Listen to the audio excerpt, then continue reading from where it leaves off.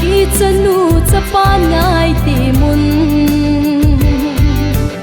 ipu ipa gam chul ding hita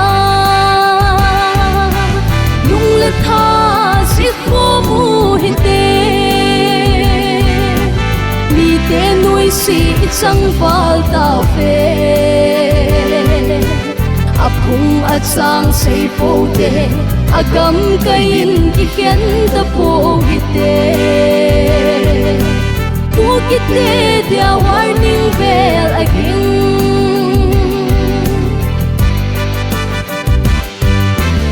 ahat apaulan tu ki chapa hen pul akayun ikam hoi lai ni ti achi sing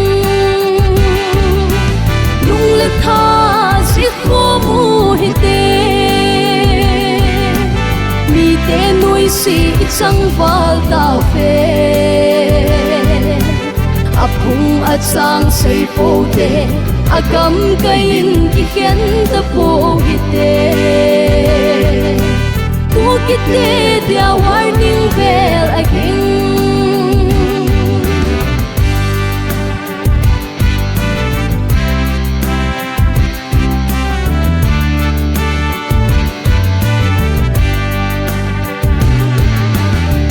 tang te sanga British ga lai thu sim hoi ching te khang dong tha hat kai e ko nu te lung le tha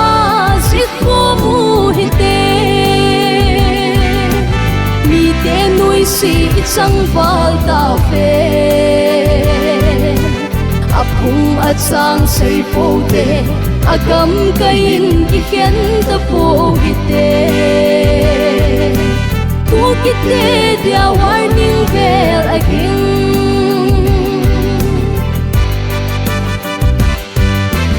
izote dingu